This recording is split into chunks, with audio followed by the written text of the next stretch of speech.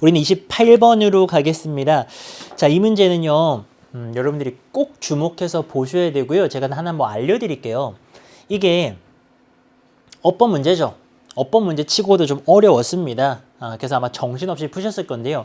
이 문제가 지금 EBS 연계교재에 어디에 있는 문제냐면은 뭐 수능 특강 영어 독해 연습입니다.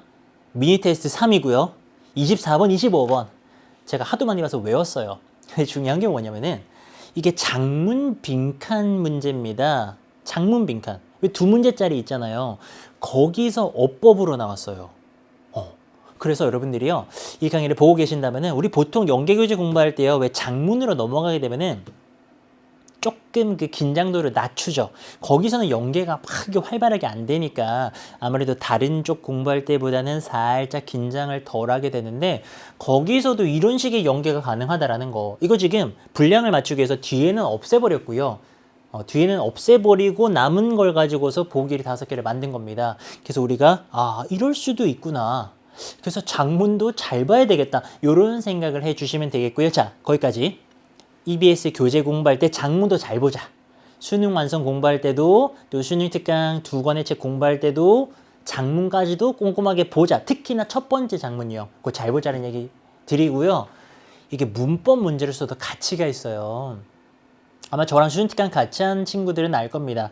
쌤이 병렬 문제 진짜 많이 내죠. 병렬 문제가 뭐냐면은 아주 간단합니다. 우리 병렬, 전지, 연결 이런 식으로 하잖아요. 쌤 강의 같이 한 친구들은 뭐 바로 알죠. 전지 연결을 이렇게 하면은 병렬 연결했다 그러죠. 마치 이런 것처럼 영어의 문장 안에요. 어떤 두 부분이요. 뭐 A, B라고 해볼까요? 얘네가 굉장히 대등하게 딱 연결이 돼 있는 거예요. 그랬을 때 영어에는요. 이런 원칙이 있어요. 얘네들이 형태가 같아야 돼요. 사실은 품사가 같으면 되는데 우리 수능 문법 영역에서는 형태가 같은 것을 요구합니다. 예를 들어서 얘가 동사잖아요. 그럼 얘도 동사야. 얘가 투부정사잖아요. 그럼 여기도 투부정사. 이런 식으로 형태가 같을 것을 요구를 합니다. 그런 거를 이용한 문제가 병렬 문제인데요. 이게 원래 수능이 되게 좋아하는 어법인데 수능에 출제되지 않고 몇 년을 왔어요. 그러다가 드디어 나왔죠. 드디어 나왔습니다. 그래서 병렬에 대해서 잘 모르셨던 분들은 꼭 이 문제를 통해서 이런 문법이 있구나라는 걸 익히셔야 되고요. 이게 수능이 가장 좋아하는 그 삼총사가 있거든요. 수일치, 진짜 동사, 병렬, 얘네들의 공통점이 뭐냐면 문법은 정말 쉬워요. 근데 문장의 구조를 파악해야지만이 풀 수 있는 꽤 까다로운 문제입니다. 이게 진짜 수능이 좋아하는 거거든요. 문법은 쉬워.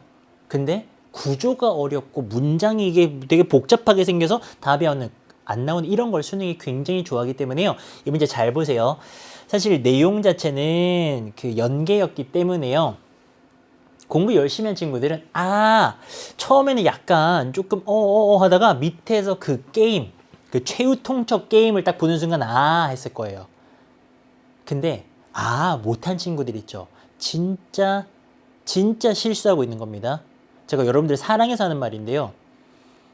그리고 사실 이게 또 팩트기도 하고요. 저도 이제 10년째 이렇게 학교에 있지만 6월의 연계를 제대로 느끼는 학생들 그리 많지 않아요.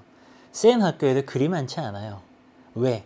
6월까지 수능특강 영어랑 수능특강 영어 독해 연습을 제대로 공부를 못 마쳤기 때문에 여기서 70%가 넘게 연계가 됐는데도 그거를 못 느끼고 그냥 새로운 문제처럼 푸는 거예요. 그러면 시간 손해, 정답 손해, 얼마나 손해가 심한데요. 그게 수능이면 안 됩니다. 여러분들 적어도 수능까지는요. 꼭 연계교재들 학습을 마치셔야 불이익이 없어요. 한 번밖에 없는 고3 아닙니까? 뭐 N주생들은 또 정말 이게 간절한 기회 아닙니까? N주생들은 잘하고 있을 겁니다. 그렇게 믿고 있고요. 현역 고3들 지금 처음이라서 뭐가 뭔지 모르고 그냥 이렇게 지나갈 수 있는데요. 이거요. 사실 어떻게 돼야 정상이냐면은 처음에는 이게 뭐지 하다가 알겠어 하면서 내용이 완벽하게 파악되면서 확 자신감 생기고 문법에 딱 집중해야 됩니다. 가볼게요. 인간들은요. 여기요. 1번 포인트도 굉장히 좋아요. 제가 또 어법 굉장히 좋아하지 않습니까? 이런 솔직히 좀 그렇지만 전 되게 좋았어요. 저는 풀면서 되게 좋은데 막 이런 생각 했거든요. 죄송합니다. 좋아하니까 어쩔 수가 없어. so that입니다. so that. so that을 이용한 눈속임 문제입니다. 뭐 that이냐 what이냐 이런 걸 물어보는 게 아니라 so that을 가지고서 장난친 거죠. 저걸 파악해야 됩니다. 근데 은근히 구조 파악이 어려워요. 인간은요 너무나도 averse한데요. 밑에 나오죠. 이걸 싫어합니다. 이런 느낌 싫어합니다. 그리고요 이게 어려운 게 이 that이 동격의 that입니다. 그래서 뒤에 나오는 이 문장 They are being cheated가 딱 한 덩어리가 되면서요. 그들이 속임을 당하고 있다는 그런 느낌을 너무 인간이 싫어해가지고요. 그들은요 종종요 반응합니다. 어떤 방식으로요? seemingly 겉으로 봤을 때요. 뭔가 이게 말도 안 되는 이치에 맞지 않는 그런 방식으로 반응한대요. 행동 경제학자들 하면서 짝대기 꺼주면서 짝대기 나오면서 누군지를 설명해줘요. 이 누군지 모르잖아요. 행동 경제학자? 누군데요? 모르잖아요. 설명 들어갑니다. 이 사람들은 경제학자인데요. 실제로 연구합니다. 요거가 한 덩어리고요. 왓 덩어리입니다. 사람들이 행동하는 것을 연구해요. 왓의 특징이 있죠. 저랑 정말 진짜 신물나게 열심히 했을 거예요. 반복을. 왓은 왼쪽에 명사가 없고요. 오른쪽 문장 불완전합니다. 맞아요. 왼쪽에 명사 없고요. do 다음에 목적어가 없는 겁니다. 그래서 왓이 맞아요. 사람들이 하는 것을요 실제로요 연구하는 그런 경제학자들이래요. 뭐에 반대로요 이런 부류가 있습니다. 이 부류는요 단순히 assume한다 생각합니다. 인간의 마음이요 작동한다고요. 뭐처럼요? 계산기처럼요. 그런 사람들도 있어요. 그런 사람들과 반대로 인간이 진짜 행동하는 것을 연구하는 그런 사람들을 이 행동 경제학자라고 하는데요. 사실은 그리 내용상 중요하진 않아요.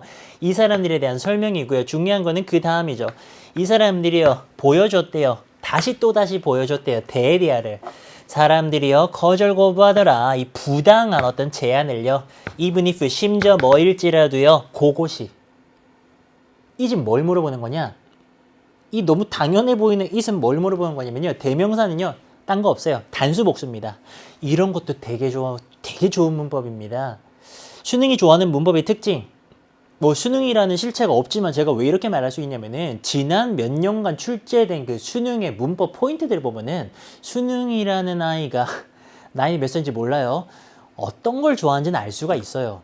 문법은 쉽고 구조를 파악해서 푸는 그런 문법 포인트를 좋아하는데요. 얘가요.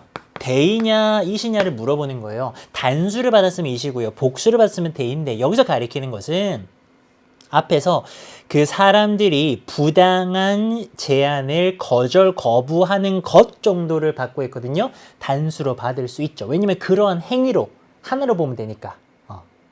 괜찮아요? 자, 그것이요. 비용이 들게 합니다. 그들에게요. 돈을요. 그렇게 하려면은 그래도 돈이 들어도요. 이 부당한 제안을 안 받아들이는 겁니다. 자, 전형적인 실험이요. 사용합니다. 이 어떤 과업인데요. 뭐라고 불리는 요렇게 PP네요. 최후 통첩 게임이라고 불리는 그런 어떤 과업을요. 그런 태스크를 갖다가 사용을 한대요. 재미난 실험이 나오고 아마 이 실험쯤 갔을 때 이거 하면서 생각이 났었어야 됐어요. 이게요, straightforward 아주 간단한 게임입니다. 한 사람이요, 이제 두 명 중에 한 사람이요, 돈을 받죠. 예를 들어서 한 $10 받았다고 쳐봐. 그녀는 그러고 나서요, 기회가 있습니다. 그 돈의 어느 정도를 그녀의 파트너에게 제공할 수 있는 그런 기회를 받게 됩니다. 혹시 지금 처음 보는 것 같은 어떤 그 낯섦을 가지고 계신 분들, 제가 도와드릴게요. 이 두 명이 있는데요. A가 있고요. B가 있단 말이에요. A가 있고 B가 있는데 A한테 $10를 준 거예요. 그러면서 요 중에서 얘한테 좀 떼줘봐 이렇게 된 거죠. 돈을 $10 중에서 일부러 좀 줘봐. 그러면은 이 파트너는요. 오직 두 가지의 선택만 가지게 됩니다. 그는요. 받을 수가 있어요. What's offered? 제공된 거를 또는 자 4번이 틀렸죠. 왜 틀렸느냐? 이 or이라고 하는 걸 잘 봐주셔야 되고요. or, and 이런 애들이 병렬 구조를 만들어낸단 말입니다. 얘가 지금 누구랑 걸려있냐면요. can에 걸려있어요. He can take고요. He can refuse란 말이에요. 조동사에 걸리기 때문에요. 동사 원형이 돼야 되고요. 그가 할 수 있는 게 두 개죠. 첫 번째로는요. 그가 제공된 걸 받을 수가 있고요. 두 번째로는 거절할 수 있단 말입니다. 이게 지금 he can refuse를 물어보는 거예요. 조동사 다음에 누가 refuse 들을 씁니까? 그래서 여기 연결되는 거니까는 refuse를 써야 돼요. 거절할 수도 있어요. 뭐를? 그 받는 거 거절할 수도 있습니다. 룸이 방이나 공간 말고 여지란 뜻으로 올해 참 많이 해석이 되고 있는데요. 협상의 여지는 없어요. 그냥 받거나 안 받거나 둘 중에 하나입니다. 그것이요, 뭐뭐한 이유래요. 그것이 최후 통첩 게임이라고 불리는 이유래요. 그럼 통상적으로 대개는 어떤 일이 일어날까요? 많은 이들은요, 제안합니다. 똑같이 나눈 걸 제안합니다. 파트너에게. 이게 재미있으면서도 신기한 점이라는 거예요. 아니, $10 주고요, 뭐 여기에 대한 어떤 불이익도 없이 그냥 조금만 떼줘라 그러면은, 예를 들어서 내가 9 가지고 얘를 1을 줄 수도 있잖아요. 근데 사람이 그런 걸 안 좋아하는 거예요. 사람은 5대5, $5 똑같이 자꾸 나누는 겁니다. 그러면서 분사구문 나오네요. leave 다음에요, 이렇게 두 덩어리가 나오면요, 뭐뭐한 상태로 만들다, 두다 이런 뜻입니다. 양쪽 개인 둘 다를 아주 행복하게 만들죠. 왜? 5로 나눴으니까. 자, 그리고요, 또 이거는요, 기꺼이요, 서로서로를 신뢰하는 겁니다. 미래예요. 그렇게 이제 된다라는 거예요. 그렇죠. 신뢰관계도 형성되겠죠. 뭐 누가 더 많이 가지고 이런 거 아니고 5로 잘 나눴으니까는 이게 이제 딱 아주 행복하고 아주 깔끔하게 끝나는 건데, 재미난 것은 사실 이 지문은요, 뒤에 내용이 더 있어요. 이 문제 찾아보시면요, 찾아보고 싶으면 이제 수능 특강 영어 독해 연습에 미니 테스트 3회 24번을 보시면 되겠고요. 뒤에 더 있습니다. 하지만 이제 끊었고요. 여기서는 이제 어법 문제로 끝이 났죠. 근데 어법 문제 정답은 4번 병렬 문제를 푸는 그런 문제였고요. 자, 어법 병렬 포인트 잡으셨나요? 그러면은 우리는 이제 넘어가는데, 앞으로 장문도 좀 잘 보자라고 말씀드렸고요.